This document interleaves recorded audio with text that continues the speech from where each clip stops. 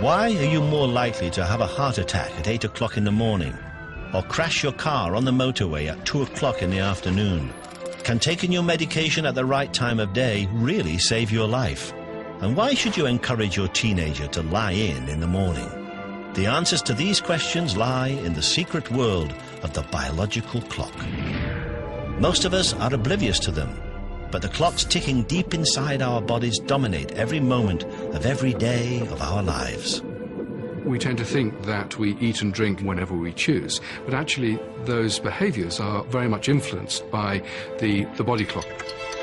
Tonight's Horizon is a journey inside our bodies and into this secret world.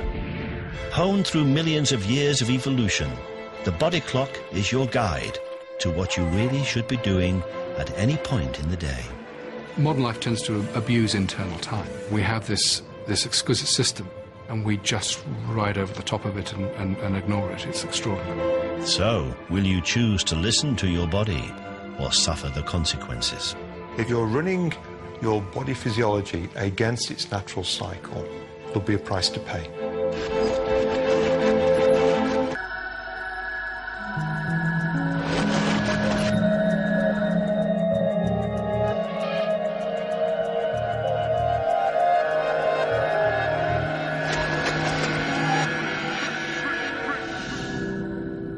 "24 hours a day, 365 days a year, our lives on Earth are dominated by the ticking hand of time. Atomic clocks and satellites keep time precisely across the Earth's surface, maintaining accuracy to 1/10 of a billionth of a second per day. But there are some people who are more interested in a different sort of clock. Have you ever thought, how does your body know what time of day it is? It's not looking at your watch. These scientists investigate the clocks and rhythms inside our bodies. They're known as chronobiologists. That is a very complicated one. Horizon has gathered together the world's leading experts in the field. Oh, yeah. yeah. They will give you a unique insight into how your body works. There's great advantages to be gained from understanding how the body clock works. It's a starting point for how we engage with the world.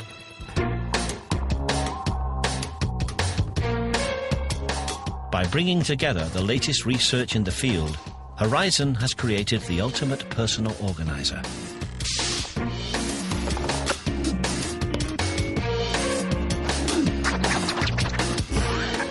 This is all the information that you need to live life to the maximum.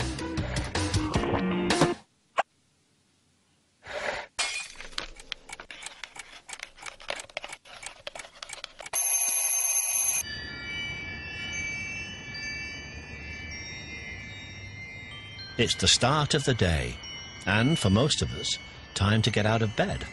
But across Britain, there's one group in society who seem to find this much harder than everybody else.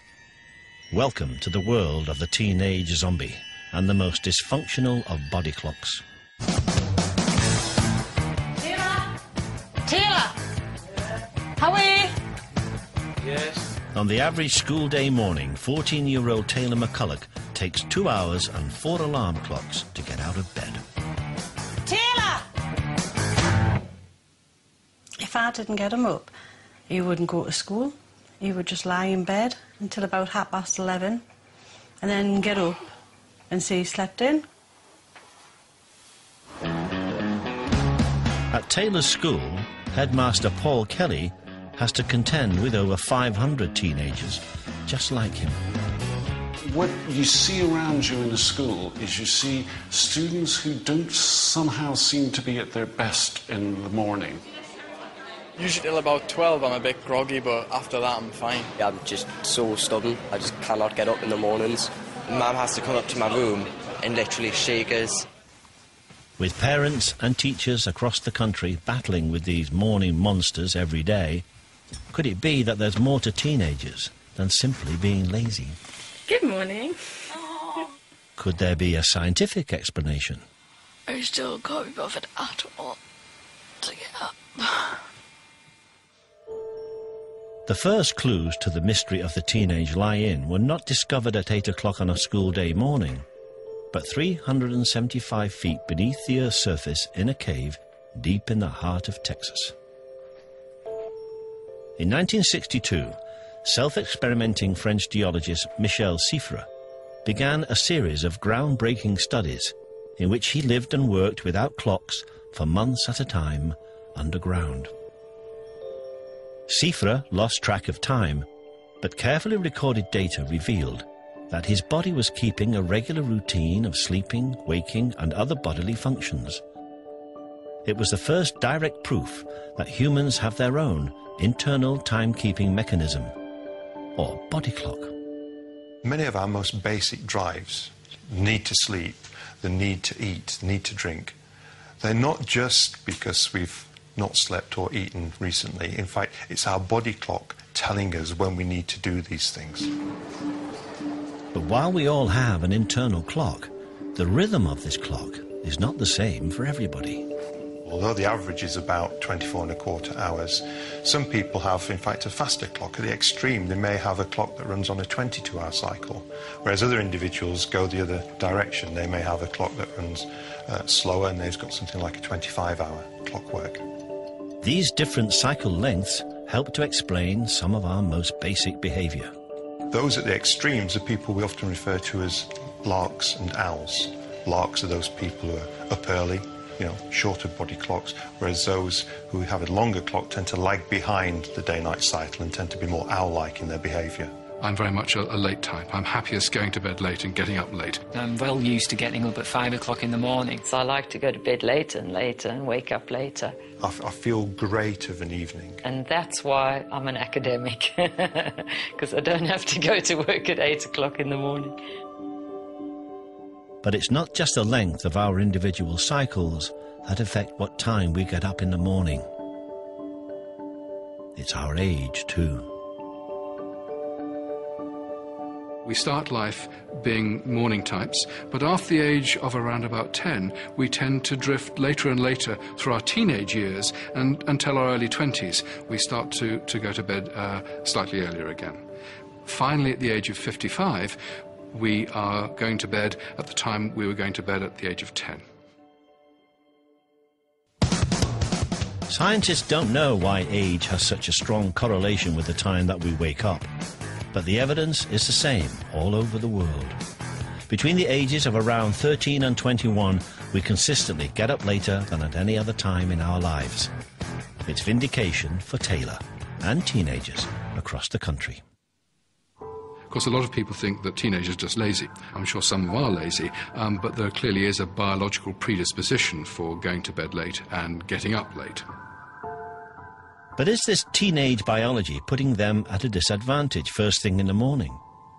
Could the changes in their body clocks be affecting their education? Come on. No. Teenagers across the country are doing some of the most important work in their life at times that don't suit them. And that makes me worry that we need to address it, and we need to address it quickly. I want you to think about the following, and it goes like this. Whether you prefer to actually get up early in the morning or whether you prefer to get up late in the morning. In order to find out what time would best suit his teenagers to learn, Headmaster Paul Kelly is subjecting the whole school to a series of tests. On those sheets of paper you will see a list of words. They're separated into pairs in a grid. I'd like you to spend a minute looking at those words and memorising as many of those pairs as you possibly can. When you're ready, after 3... Pupils will sit 2 tests, one in the morning and one in the afternoon. These tests have been devised with the help of Russell Foster, Professor of Neuroscience from the University of Oxford. The prediction would be that as most teenagers are evening types, their scores will do better in the afternoon compared to the morning. And in exactly the same way as we did this morning, I would like you to see how many of those pairs of words you can remember. In the morning, they scored 42% correct answers. And in the afternoon, they scored 51. Almost a 10% improvement just by shifting something in the time of the day. Now, these are preliminary data, but what's exciting is that they match what's been found in more detailed studies in both Canada and the United States. For Paul Kelly, these remarkable results signal the need for radical changes. In an unprecedented way, teenage biology could dictate the shape of his school timetable. We're looking at having the core of learning for all students between 11 and 3, and then having independent learning on both sides of that, so that they can do their learning at the time that's optimal for them. And really, we want to get the best out of these individuals. So if we can structure the school day that fits in with their temporal biology, then why not? It's just so much effort.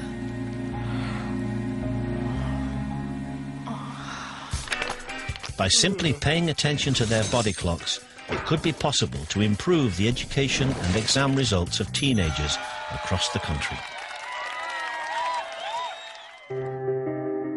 So, body clock science has given teenagers license to lie in bed all day. But they're not the only ones who can benefit by paying attention to their body clocks. Still to come, we'll find out why dinner time could be deadly and why your grandmother shouldn't wear sunglasses. But first, you need to pay attention to the next few hours of the morning. It could be the difference between life and death.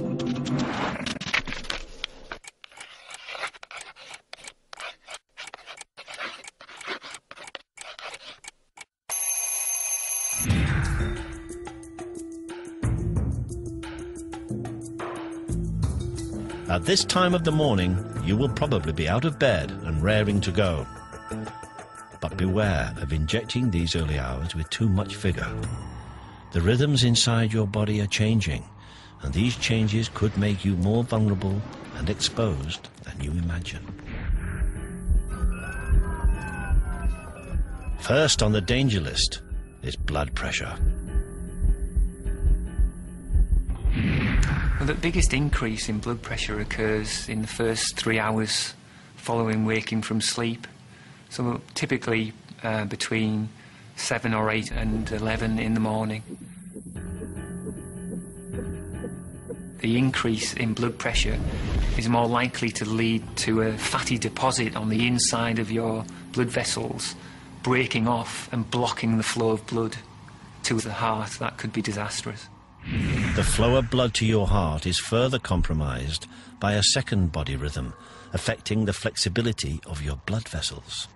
Another factor to do with your blood is how good your blood vessels are at widening. Blood vessels can't widen as much in the morning compared to the afternoon and evening. And when blood vessels can't widen, there's an increased force on the blood supply to the heart. Another factor that changes with time of day is the stickiness of the blood, and your blood is more sticky in the early hours of the morning. It's got more resistance to flow at that time. Sticky blood, increased blood pressure and stiff vessels. The peaking of these 3 body clock rhythms at the same time of day leaves your heart at its most vulnerable. During the danger hours of 6 a.m. to noon, statistics show that you are 3 times more likely to have a heart attack than at any other time of day. For people at risk of a heart attack, the early morning period is a danger time for them. But can those most vulnerable do anything to reduce this risk? 5, 4, 3, 2, 1. Go for it. Go on, Bobby. Go on. Keep it going. Research carried out by Greg Atkinson and his team has shown that if you increase your activity at the right time of day, hard as you can for 30 seconds. It can be beneficial. 10 seconds. In this experiment, healthy volunteers are asked to perform carefully controlled bouts of exercise. 3, 2, 1. OK, back down to 80 watts. Their blood pressure is monitored following the exercise session at 5 o'clock in the morning and an identical session at 7 o'clock in the evening. Okay. Yeah. The The blood pressure readings following each session show a marked difference.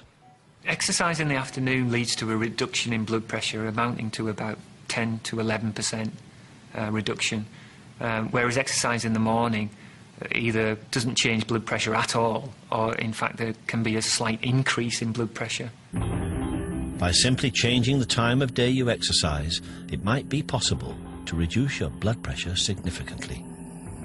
It doesn't have to be intense exercise. For a person with already raised blood pressure, even walking will cause a reduction in blood pressure. So, take it easy during those dangerous morning hours.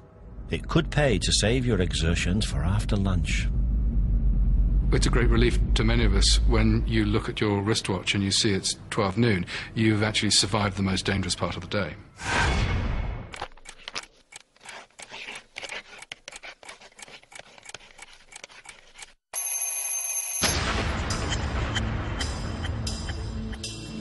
At every moment of the 24-hour day, every part of us is profoundly influenced by the body clock. Of course, it's not just our physiology that's controlled by the clock, but the clock also controls our brains, when we can think effectively, when we can concentrate, when we can be imaginative. Up until about 12 o'clock, I think I'm sort of really good. I function best at about mid-morning. At the end of the day, catches all my clients unawares. If you really have to be, on the top of your game, as it were, paying good attention to things, do that type of work between 10 and 12 in the morning.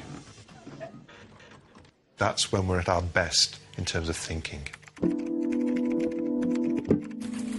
Scientists are beginning to understand the rhythms that are helping our brains power through those mid-morning tasks. There are many ways in which the body clock can control the functions of our brain and alertness. One of them is by controlling the production of the hormone cortisol, which has a very powerful alerting effect on the brain, and its production is highest in the morning under control of the body clock. But it won't last for long. Shortly after lunchtime, most people will experience a dip in their brain power. We're naturally designed to have 2 sleeps a day, one big one at night and another one in the early afternoon. It's sometimes called a post-lunch dip. There's nothing to do with lunch whatsoever. It's a natural depression in our wakefulness, sort of a slump, and it's made worse if you had a bad night's sleep. This natural depression explains many an office go-slow across the country as we fall prey to the micro-sleep. The afternoons, you usually take a break, don't you?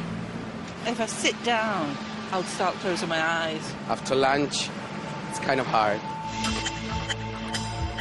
Then your eyelids will feel rather heavy like this, and you sort of wake up for a minute and you go into these micro-sleeps. Then you sort of come around again, look around, and feel a bit more alert for about a minute, then it all happens again. I think we've all experienced this, and if you carry on doing that without stopping it, you will actually nod off. But while micro-sleeps are relatively harmless in the office, they can spell disaster on the open road. Research has shown that 25% of all motorway crashes are caused by micro-sleeps, and you are 3 times more likely to fall asleep at the wheel at 2 o'clock in the afternoon than you are at 6 o'clock in the evening. But if you do find yourself on a motorway at this time of day, what can you do to avoid the dip?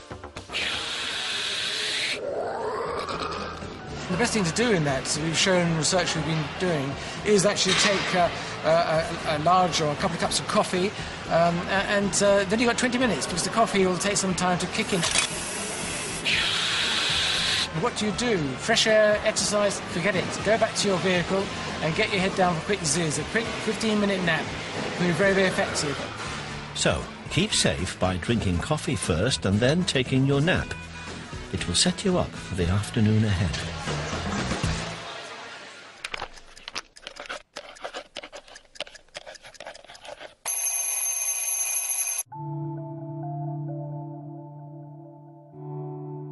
You have survived the dangerous hours of the early morning and the pitfalls of life after lunch.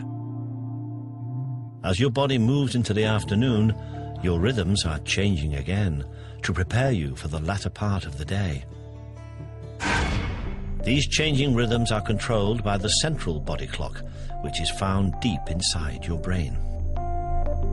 No bigger than a grain of rice, the central body clock is a bundle of cells controlled by a unique set of body clock genes. Over the course of 24 hours, these clockwork genes regularly switch themselves on and off, thereby keeping time and telling the rest of the body what to do. I suppose the analogy would be rather like the conductor of an orchestra, producing a regular temporal beat from which the component parts of the orchestra take their cue, and as a result you have a symphony rather than a cacophony. This is what the clock in action actually looks like. Michael Hastings from the Medical Research Council has captured these images by photographing brain tissue as a ticking body clock genes switch on and off over a 10-day period. As the clockwork goes through its paces, so the image goes down, comes back up again, up, down, up, down, up, down, up, down. When I first saw images like this, it completely blew me away, because for the first time we're able to look inside this secret world of the clockwork. That is far more accurate in timekeeping than just about any other form of biochemistry. It really is a profoundly exquisite mechanism. And recent breakthroughs have shown that the master clock in our brains is not alone. There are body clocks present in just about every part of our body, in the heart, in the lung, in the liver, in the kidneys. You name it, it likely has its own clockwork ticking away inside it. Understanding the different clockwork of different organs in our bodies has enabled scientists to revolutionize the treatment of disease. Individual organs can now be treated according to their own time schedule, and this could hold the key to the successful treatment of a disease so prevalent in the modern world that 1 in 3 of us will develop a form of it at some point in our lives.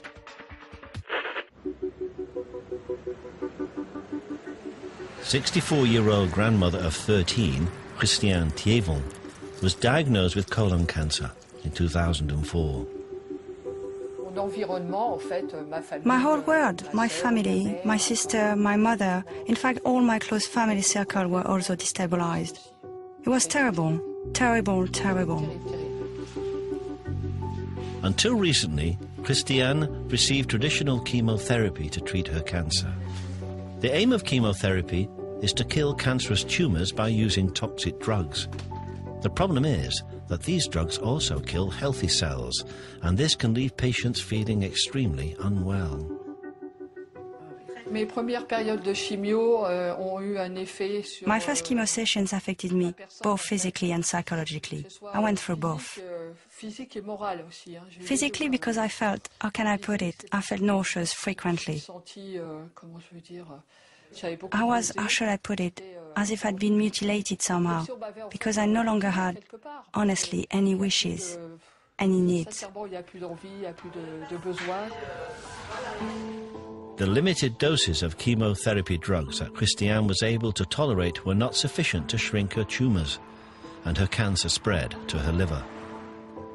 With traditional chemotherapy no longer an option, Christiane has come to the Paul Brousse Hospital outside Paris for an experimental new treatment which is attempting to use the natural rhythms of the body clock to fight the disease. The same toxic chemotherapy drugs are given to Christiane, but they are carefully scheduled for times of the day when her healthy cells are least active, so fewer of them are damaged by the drugs. For me, it's different. It's different. I'm feeling well so far. I'm not agitated, not stressed, not worried. Instead of spending up to 5 days in hospital, Christiane is fitted with a special portable pump that will dispense her drugs daily at 4 o'clock in the afternoon and 4 o'clock in the morning. Preliminary blood results following Christiane's first time treatment are encouraging. There is already an improvement in her liver function tests, in the markers, tumor markers, and also the pain that she was feeling has completely disappeared after the first treatment. According to Christiane's doctor Francis Levy, the benefits of administering drugs at specific times of day are manifold. In a recent study, he found that not only did the timing of medication damage 5 times fewer healthy cells, but it was also twice as effective at killing the cancerous cells. These early results have given fresh hope to Christiane and could lead to helping many other patients for whom no other treatment was suitable. En faisant une journée normale. I will anticipate having a normal day. I'll do a bit of housework, a bit of cooking, maybe seeing my grandchildren, some of my grandchildren, living in the best way I can. Le mieux possible, en fait.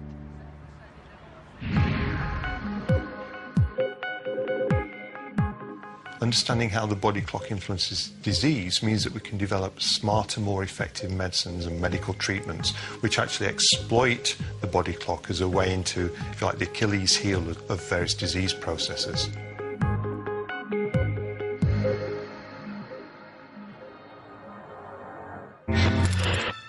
But body clock science is not just about health benefits. Over the next few hours, as the afternoon turns into evening, understanding your body rhythms can help you enjoy yourself. Whether it's improving your sex life or finding out the perfect time for a drink. But before the fun starts, it's time for a bit of hard work.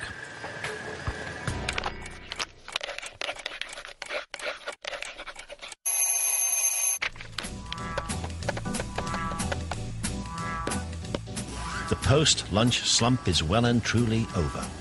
And it's at this time of day that your body temperature and alertness are rising. You already know that exercise in the morning is best avoided for health reasons, but do you know when to schedule your workout to get the very best performance?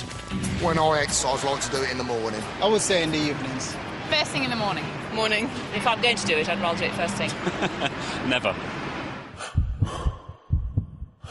For the world's top athletes, choosing the right time of day for sporting achievement can be critical.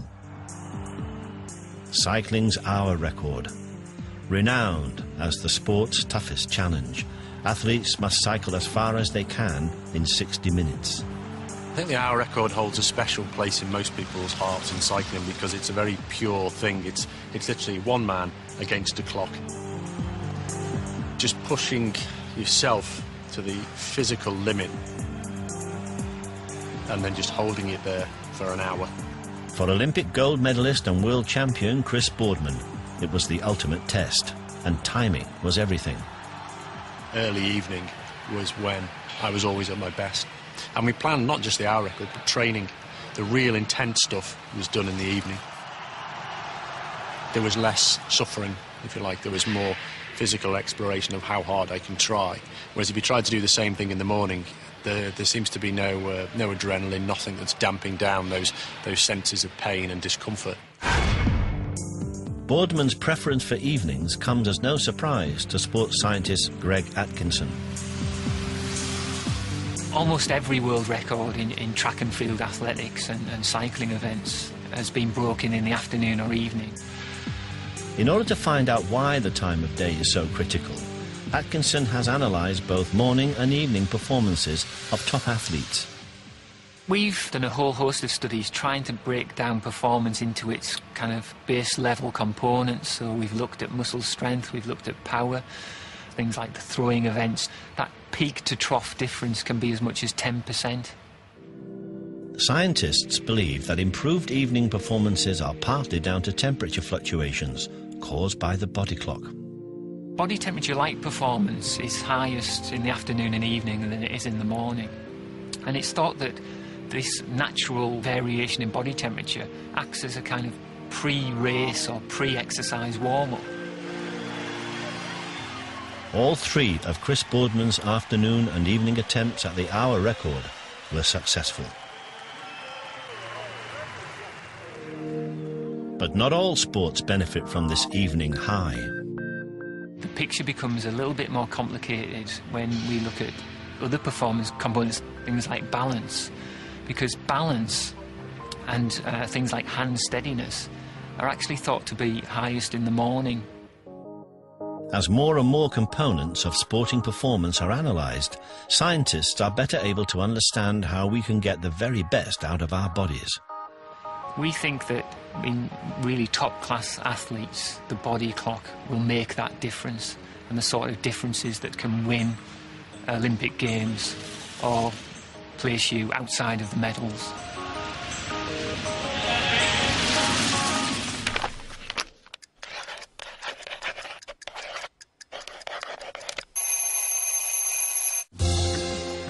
With the traditional working day drawing to a close, you may feel like it's time to wind down.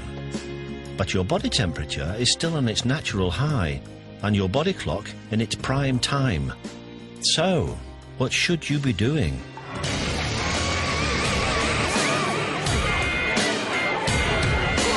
The time of day has a profound effect with alcohol.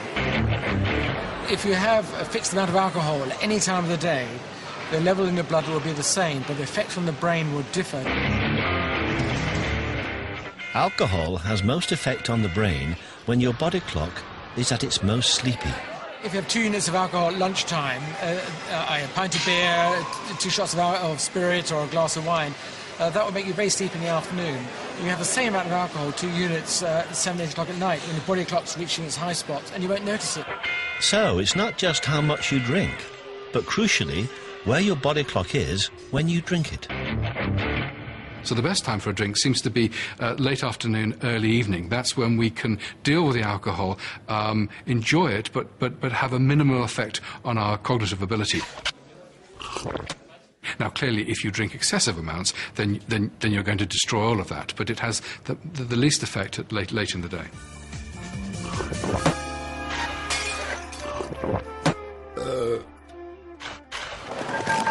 As the evening wears on, whether you've had a drink or not, you may be feeling peckish. A recent survey has revealed that the average UK family sits down for their evening meal just before 8 p.m. But should you really be tucking into a big meal at this time? Nutritionist Linda Morgan from the University of Surrey is on a mission to find out. Our eating habits have changed over the years, over the last 100 years. We used to eat very big breakfasts and eat reasonably large lunches and virtually very little for supper. That pattern's been reversed now, and we eat most of our calories actually at supper time. In order to assess the health implications of our habit for late and large suppers, Linda and her team have analysed how different daytime eating patterns affect our bodies. She gave a group of volunteers the same meals, but at different times of the day. On one occasion, we gave them most of their calories at breakfast time, and on another occasion, we gave them most of their calories at supper time. The results of this experiment showed that even when calorie intake was identical, the level of glucose remaining in the blood after the evening meal was much higher. Blood glucose levels are an indication of how efficiently your body is clearing glucose and storing it for future use. And if your blood glucose levels are quite high after a meal, that's an indication that you are at future risk of developing diabetes. Linda believes that increased blood glucose levels can be explained by the body clock rhythm of the hormone insulin, which helps to remove glucose from the blood and store it elsewhere in the body. Insulin doesn't work as well for us at night. At that time of day, your body is sort of prepared for sleep, it's not prepared for eating. The growing trend for eating later in the day is opposed to what our bodies think we should be doing, and can have serious consequences for our health. I think it's really important that we eat according to our body clock. There's an old proverb that says, eat breakfast like a king, lunch like a prince, and dine like a pauper. If we can eat more of our calories at breakfast time and at lunchtime, and to eat less at supper time, then we would be conferring a real health benefit.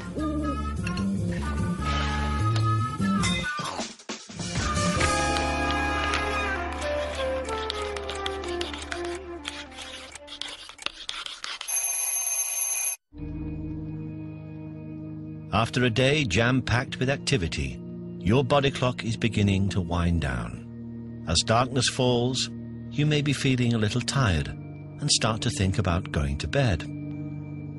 But just as in the morning time, the larks and owls amongst us can be running on very different schedules. I go to bed at sort of 10 o'clock. 2 to 3 every night. About 10:30? Can be 1 o'clock in the morning. But there is a way to trick your body clock into staying in sync with those around you. This is because there is something outside of our bodies that plays a critical role in controlling our internal time. It's got nothing to do with your alarm clock, and it's been with us since the dawn of time. Light is the single most influential external factor affecting the regulation of your body clock. The way these light triggers control the body clock is that the light passes through the eye, onto the back of the eye, and then down the nerves from the eye into the brain. The light impulses trigger the release of chemicals onto the clock cells, and in that way, that 24-hour cycle is tweaked either forwards or backwards, slower or faster, to make it exactly 24. The light that helps us all run on the same time system has most impact on the body clock at particular times of day. The important parts are really early in the morning or sunrise and later on in the evening or sunset. And it's getting light at these times where your clock is most sensitive to light. Exposing yourself to light in the morning will speed up your clock and help you to wake up earlier, whereas light in the evening will slow it down, delaying the time when you start to feel sleepy and allow you to be more active into the night. Armed with this knowledge, light can help you to adjust to the lifestyle you want. So if you're a late type who wakes up much too late and never early enough to go to work, you should wear sunglasses from lunchtime on and try to get as little light as possible in the evenings. For the early people who wake up too early, they can do exactly the opposite. They can run around with sunglasses in the entire morning and try and get as much light as possible in the second half of the day.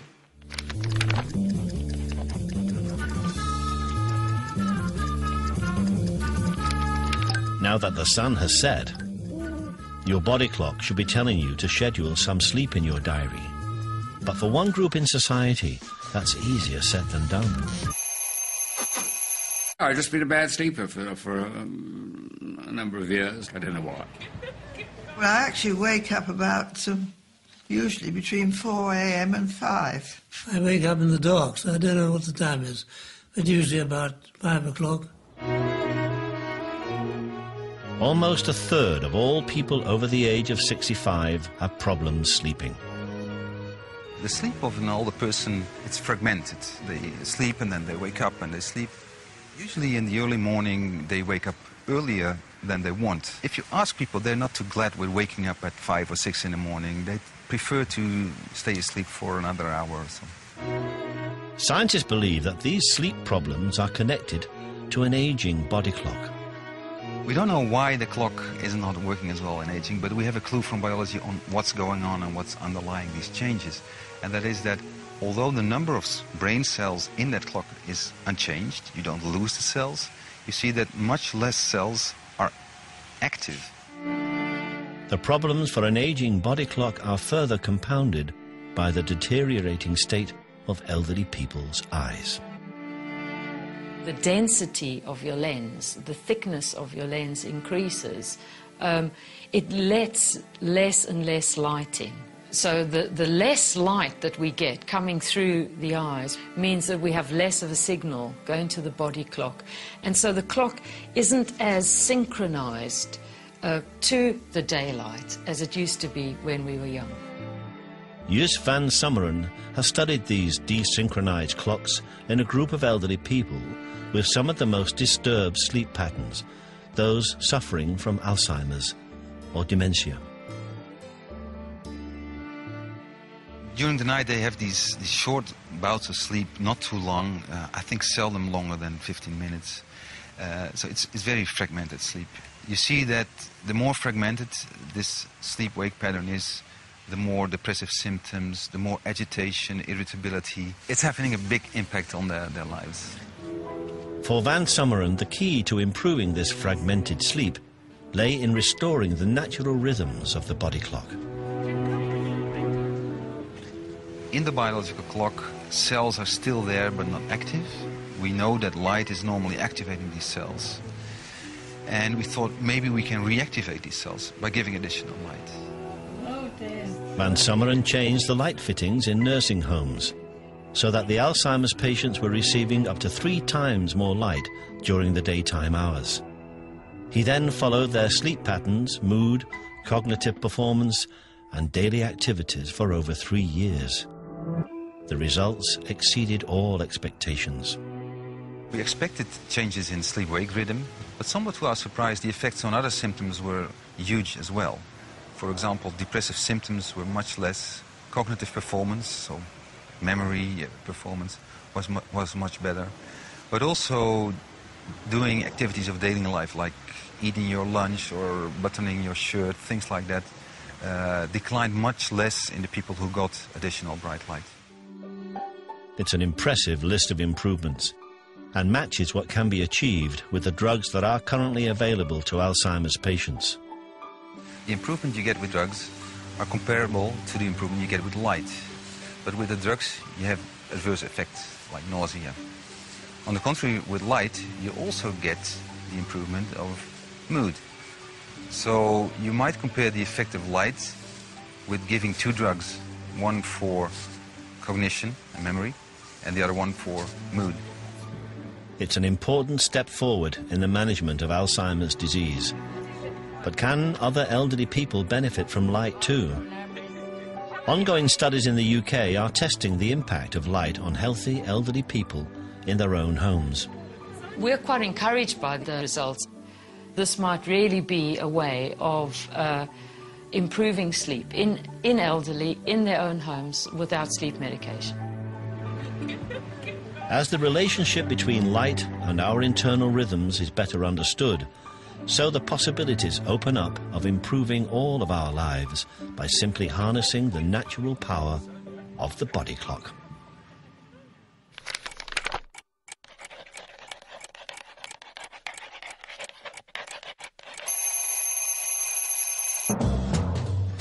It's well past bedtime, but for some people, sleep is the last thing on their mind. Is there a best time of day for having sex? I'm not going there. I've no idea. Don't wait until midnight, because by then you will be exhausted. Studies have shown that the most common time for sex is between 11 p.m. and 1 a.m.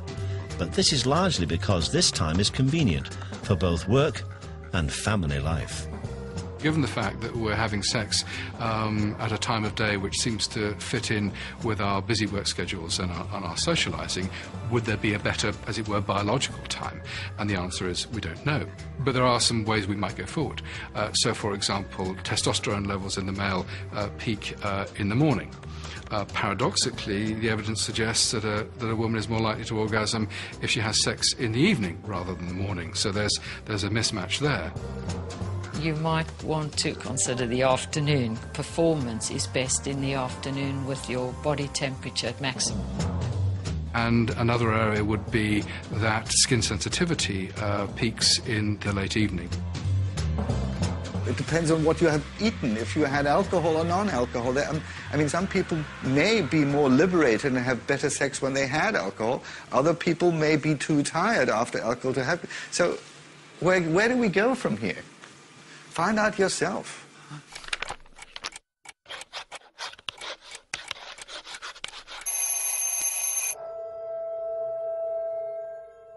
It's the dead of night, and our body clocks are reaching the lowest point in their 24-hour cycle. So as we proceed into the night, core body temperature is dropping, blood pressure is dropping, blood viscosity, blood thickness is going up, and we're generally being prepared metabolically for the resting state. And we would reach a low point in terms of metabolic activity around about 4 a.m.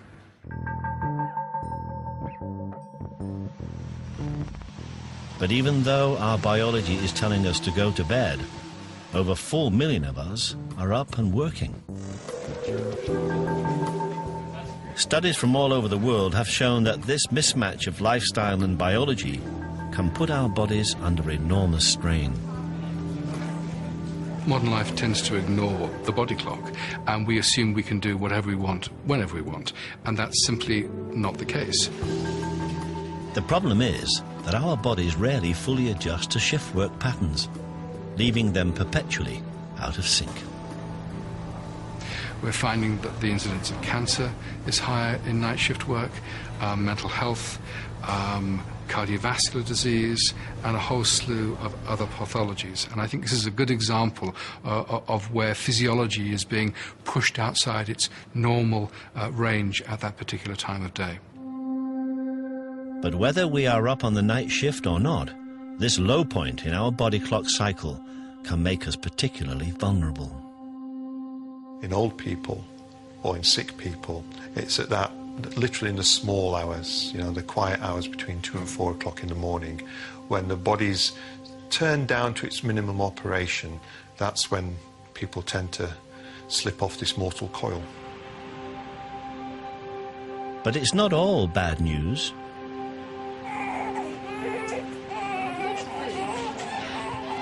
Harder. Good. Come on, push harder. Push down. Come on. You can do it. Come on. This time of night is also the most popular for one of our body's most miraculous events. And again. There we go. More babies are born naturally between 3 and 5 in the morning than at any other time of day. At that time of night, our bodies are extremely relaxed. Body temperature is low, sensation for pain is lower, and that is a good time to give birth. But even from the very first breath we take, Okay, sweetie. our natural rhythms are being influenced by the modern world. As more women give birth in hospitals and experience greater intervention to natural birth, these early morning baby rhythms have become less pronounced.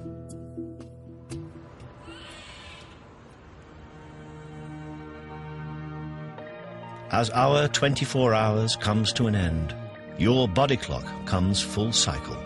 The diary for your perfect day is complete. Body clock science has shown you how to do what your body wants at every hour of the day. It's now up to you whether you choose to follow your clockwork. I think disregarding our body clock is foolish at every level. It's a beautifully orchestrated clock within our brain that's activating a whole slew of different systems. The body clock really is a fantastic piece of biological machinery. Because it controls what we do and how well we do it, knowing how it works, we can really turn to our own advantage. If you work against them, then you're pushing a string uphill. You're really not going to get as far as you otherwise would do. So go with the flow, as it were. Work with the clock.